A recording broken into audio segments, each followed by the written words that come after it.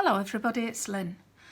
Well, I've come on with my Peter Rabbit square, the first one in the quilt, and well, yeah, I'll show you what I've done.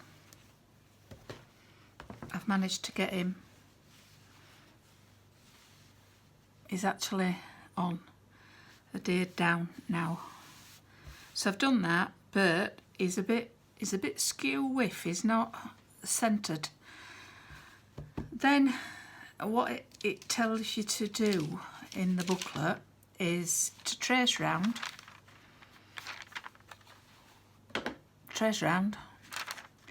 the Peter, and then you turn it that way round and you trace round it again.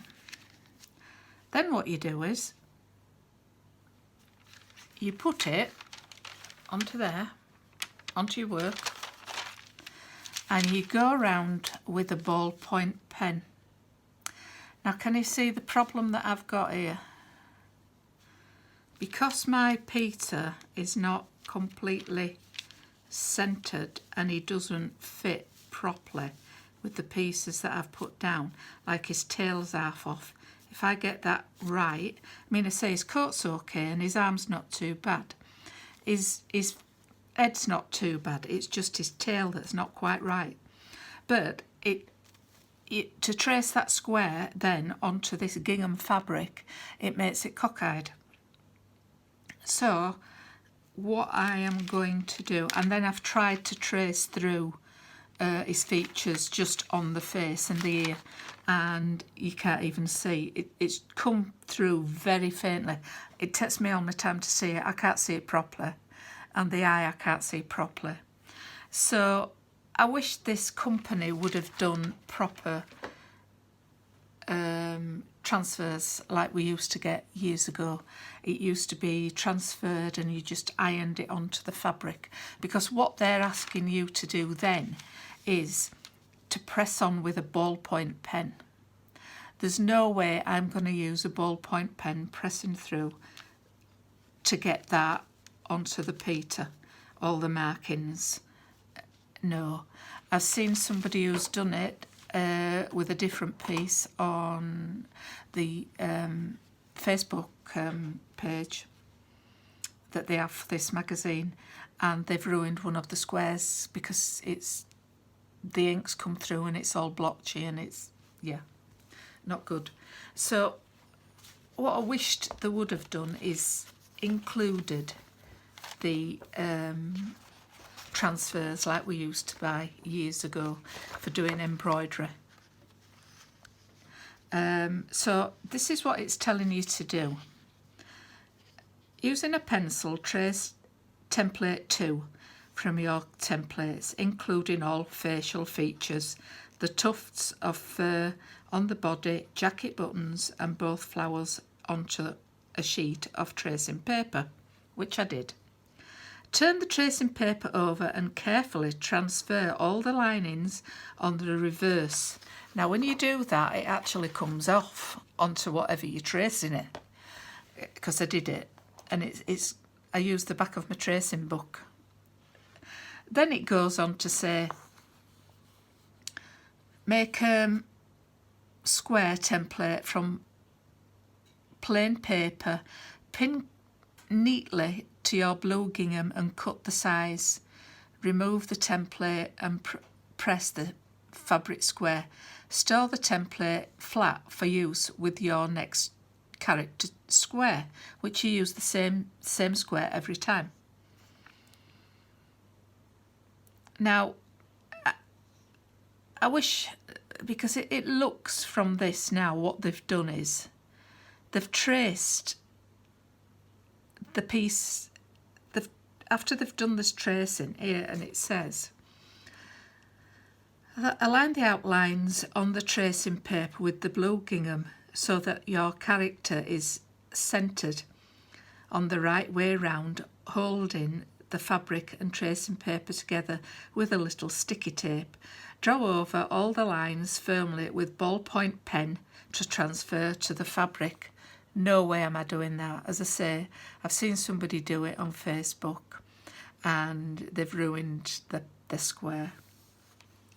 Then it says, in the same way, transfer the features to the fabric pieces, taking the head number 1, making sure you are working on the right side with the Bondo web at the back. Position the tracing paper neatly over it. So yeah, as I say, this is the first time I've ever done quilting. I've not done it because now I've read through it again.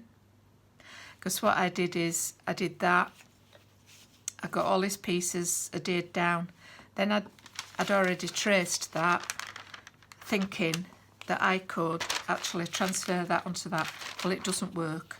So what I have to do next time is get the square. I have to get a piece of paper, the same size as my square, whatever the fabric's going to be, and then cut that out for that square. And then once I've traced round by the looks of it, then you put it onto each individual piece. Like they've done there on the jacket, they've added the buttons, on the face they've added the features, and then when it's all been adhered down to the fabric, then you draw in his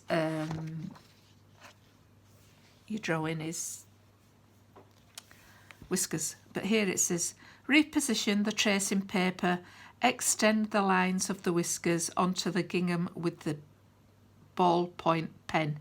No way am I using a ballpoint pen. So I don't know how they've managed to do that. If anybody could tell me how they've managed to get all these features onto this and on the gingham for the flowers, those flowers that are there, it don't make sense to me. It's not, it doesn't work, because once you've traced him that way and you come to trace him that way, which is the proper way for him facing, all the marks that you've put onto there come off onto whatever you're pressing down onto to retrace. So you've retraced him, but then they're asking you to put that onto your fabric once you've got it squared, which, as I say, I'm just a bit out, and they're not going to be, it should be more like that, should that square, but anyway, it is what it is this time. I know for next time. So the flowers, I will add, I'm not, there's no way I'm using a ballpoint pen on that, no way, I'm not, because it's just going to ruin it. So yeah, that should have been something like that, because it's got to be square on the gingham, so you can see how much it's out by, because you can see this is Peter here and this is what I've traced. So next time when I do the next character, I'm going to trace on the tracing paper. I will get my square, and then when I'm adhering the pieces down, what I'll do is I'll use the piece of tracing paper then to make sure I know where the pieces go according with what I've traced, so I get it square.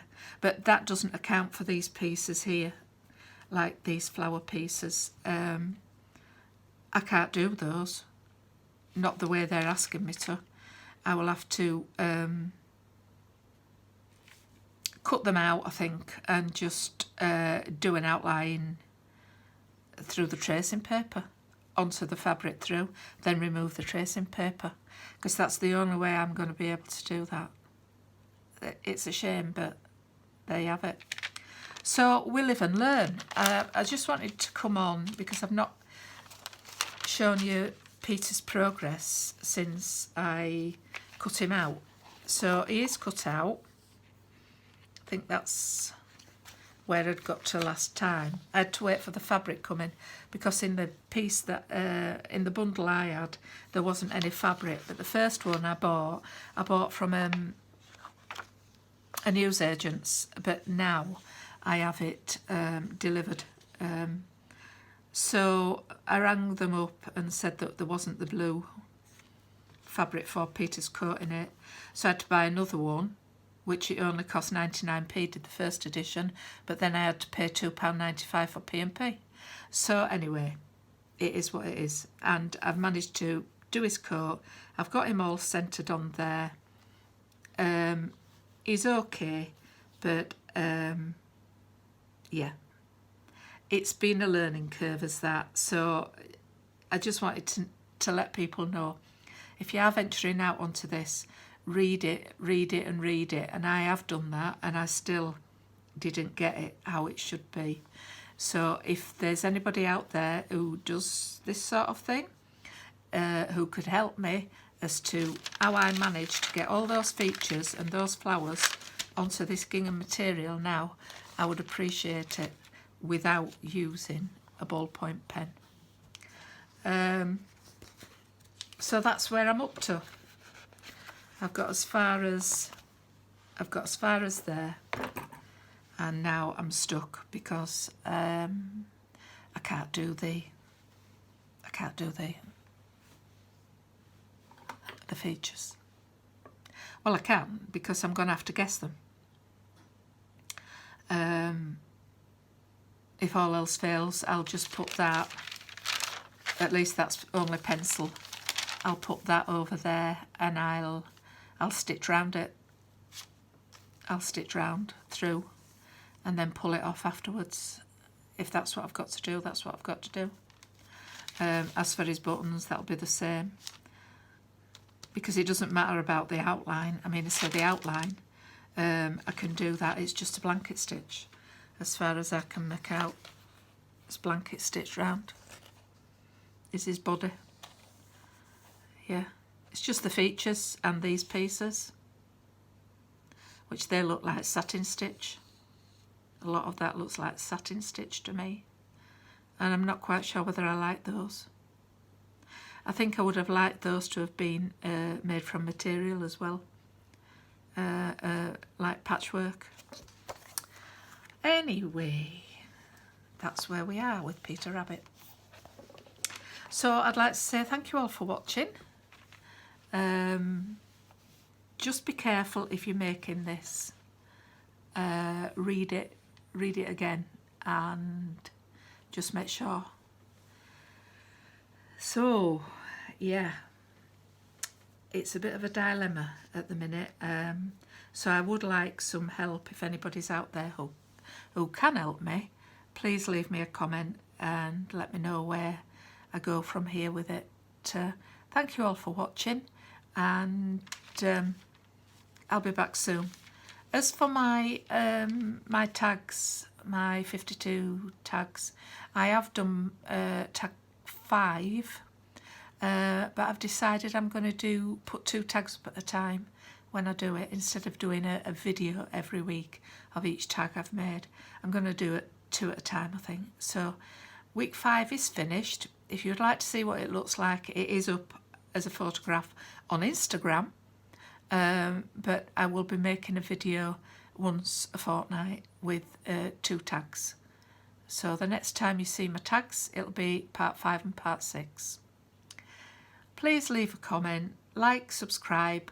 I'm 6 off my 1,000. Please don't take any down, YouTube. I'm desperately trying to get to my 1,000. When I do, I'm going to have a giveaway. I've already got 2 prizes for the giveaway, and depending on how long it takes me, it'll depend on how many prizes. And well, who knows? It could take me another couple of years to get 6 more to get to my 1,000, who knows? But it is what it is, and thank you for everybody who are subscribed to me. I appreciate you all, and stay safe, stay well, and we'll see you soon. Bye for now. Bye.